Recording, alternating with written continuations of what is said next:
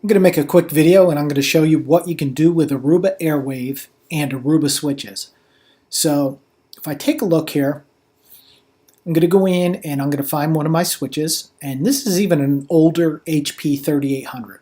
This isn't a 3810, it's an older 3800 switch. So if I click on it, you're going to see here from the summary page all the information I get about this switch right away.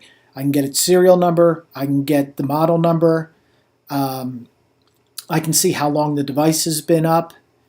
Right now it's only in monitor mode, so I'm not managing this device. I could, but I am not managing it through Airwave. But just want to show you all the information that you get out of adding this switch in the Airwave. So right away I can see what ports I have up. I only have 13 ports up in this 48 port switch. It's a PoE switch. I can see my total power supply and how much I'm using and the remaining power that I have left. So it's also showing me that I have two power supplies in here. They're both up. All four of my fans look good. Temperature looks good. Memory, everything looks good on this switch. So now if we go over, we can take a look at the ports. So I can see my ports that are up and down here. If I want, I can go in and see what VLAN they're in, what the native VLAN is, see if they're trunked or tagged, and all the different VLANs that are tagged on these ports. So, and get all the information right here by just taking a quick look at it. Next we can go to PoE, and here's our power budget of 515 watts. So far I've only used 29 watts, and if you look really close, you can see that this port, the device on here, is using 8 watts, this device is using 10 watts, this device is using 3 watts. So if you put a mouse over it showing me, it's actually using 2.745 watts, and this is using 8.18 watts. So I can get my information in here right away. This little lightning bolt is showing me that these ports are capable of sending power. They're not right now because they're down, but they are capable of sending PoE out. Now I'm not using power priority, but what power priority is if you had a whole bunch of power hungry devices plugged into this switch, and you were worried about exceeding your 515 watts of PoE budget, what you could do is you could guarantee some devices power. So say you had some security cameras or something that you had to guarantee were going to stay on at all times and that they would get power priority. That's what this is, and you could set it up. Again, I don't have that set up, but you can see that you could set a low, high, and you can set critical on these power priorities.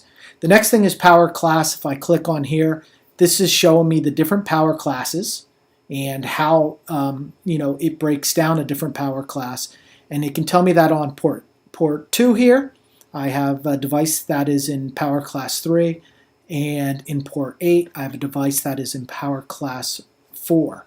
So again, I can scroll down and I can see all the information about my devices that are using PoE here. So the next thing I'm going to do is I'm going to take a look at my VLANs, and here's all my VLANs. This gives me an overview of all my VLANs that I have connected right now, and what ports are untagged and then what ports are tagged.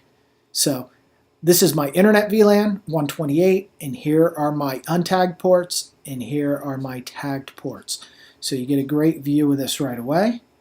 And right here you could tell by this green color that I have a tagged port here on 48, and these are my untagged ports that I can take a look at right here. So the next thing I'm going to take a look at is just what's connected, and I can see what devices are connected. Of course, this is showing down.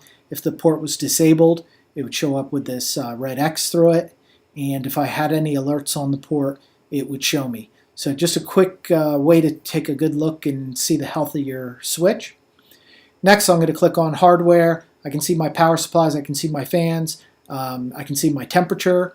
Maybe this switch is in a closet that isn't climate controlled, and in the middle of the summer I've seen some of these closets get pretty hot, so you can go in here and take a look if you're concerned about the switch overheating.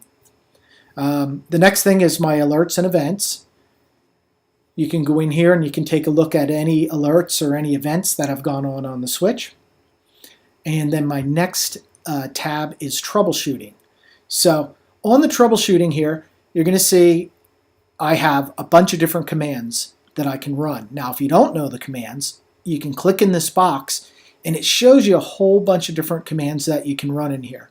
So if you're new to Aruba switching, this can help you also learn the commands. So you could run them through here and then you'll slowly start to learn the commands. So here's an example. If I wanted to do a show running config, I just click on it and I can click run. Now if I was doing some type of troubleshooting and I wanted to look at a port and I wanted to have the command run over and over, I could click on the auto run and I could set the time that I wanted to auto run and grab information from a port. So now here's the results of my show running config. If I want to click over here, I can export that running config and download it. Say you're having problems and you're dealing with support and they want you to do a show tech. You could run a show tech and then download it right from here and send it off to tech support. So you can run it and do a lot of troubleshooting right in here, built into the GUI of this switch. Also, you can do cable test. So what you can do in here is you can highlight a port and you can run a cable test on there. Maybe you have an access point that is powering up, but it's never connecting back to the controller. You could run a cable test and you might find out that the pinouts are working to provide power, but one of the pins is broken, so the access point isn't actually getting an IP address and talking back on the network. So the last thing that I wanted to show you is config. So if I click on this config now, this is showing me all my configurations in here just for this switch.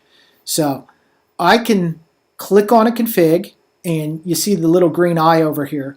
That will allow me to view the configs, right? I can view an old config from 2 months ago if I want, and I can go in here and edit the config, or I could even do a restore.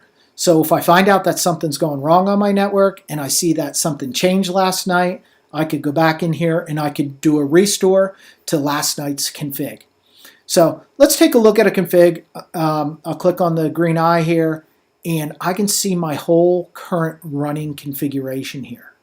Now if I want to see what's changed over time, I could click on compare and I could pick my current running config and I could take one of my old configs, let's say from a month ago, and we'll click on that configuration and let me pull one up here. Let's pull one up from January 1st here. And let's do a compare on the two configs. Now we can see what is different between the two configurations. So it's showing you what has changed, and now you can really go back and kind of troubleshoot what's changed over time or what the difference is in the configurations here. So pretty powerful tool here. You'll see that it's only taken a backup. Every night it will take a look at my configurations, and it will only take a configuration backup if something changed. So,